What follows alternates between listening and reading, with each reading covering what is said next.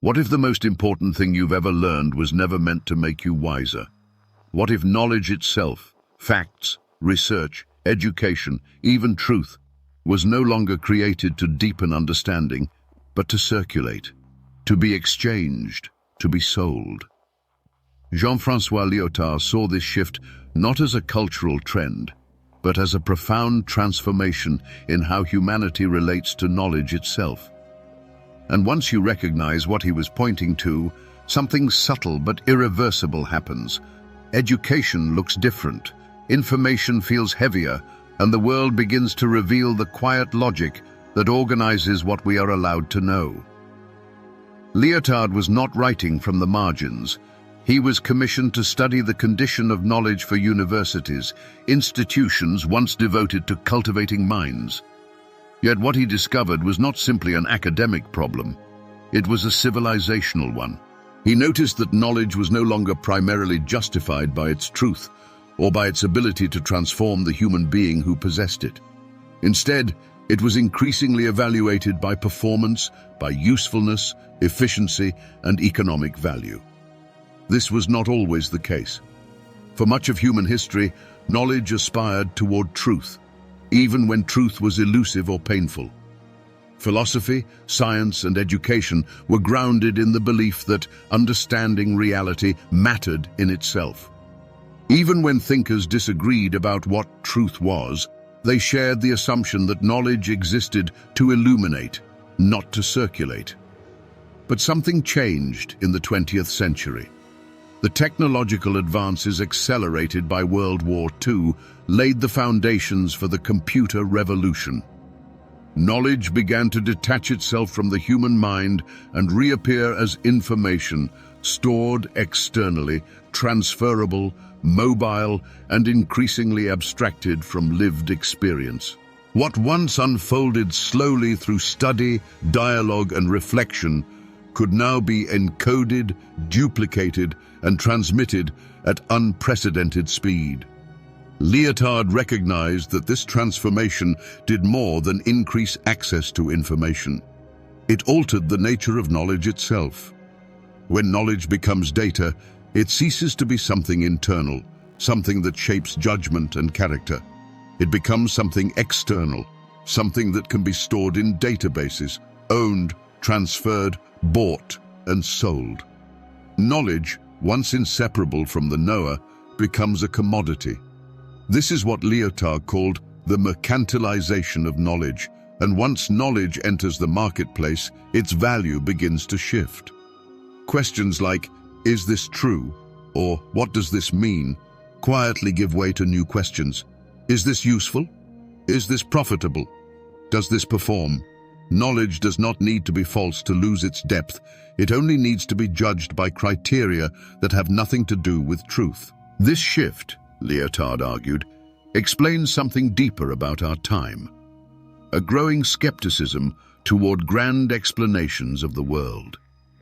He called this postmodernism, not as a fashionable label, but as a condition defined by incredulity toward meta-narratives.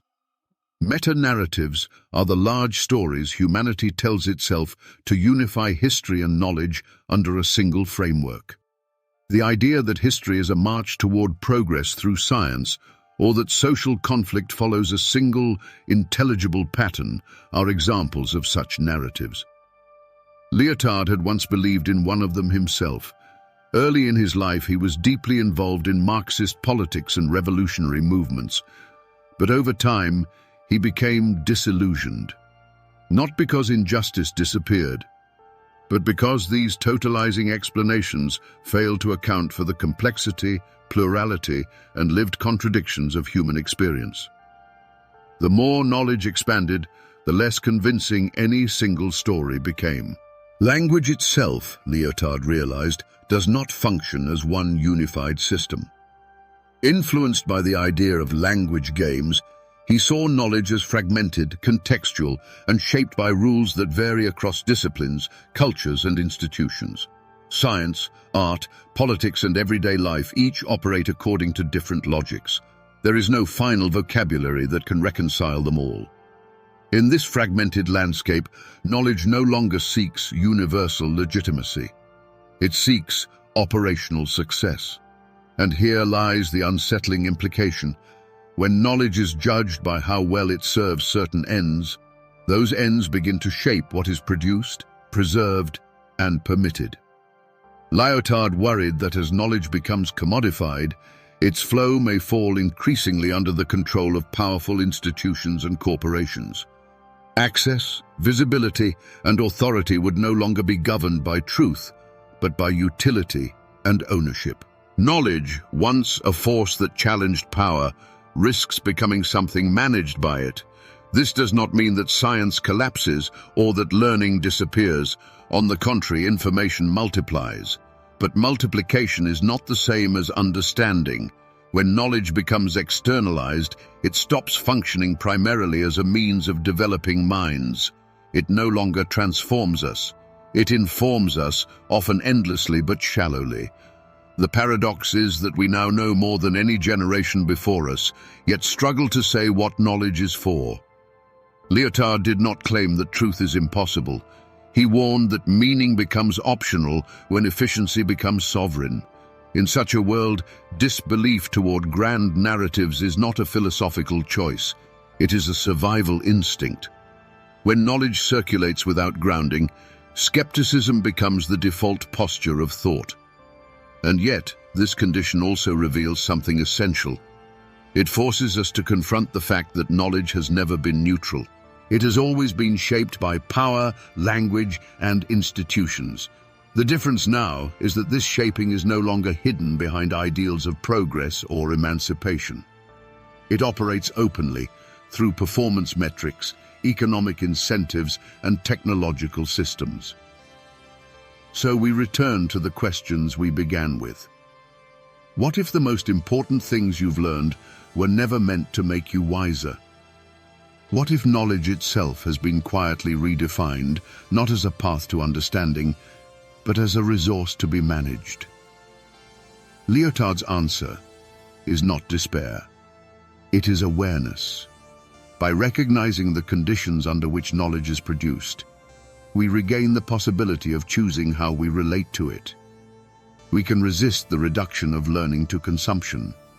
We can recover spaces where knowledge is not merely acquired, but lived, questioned, and allowed to unsettle us.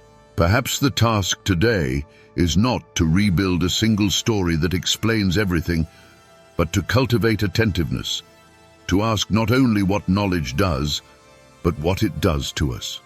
To remember that understanding was never meant to be frictionless, that truth often resists efficiency, that wisdom cannot be downloaded. So I leave you with this. In a world where knowledge is produced to be sold, how will you decide what is worth knowing? Where in your life are you consuming information instead of letting understanding transform you? Share your thoughts in the comments.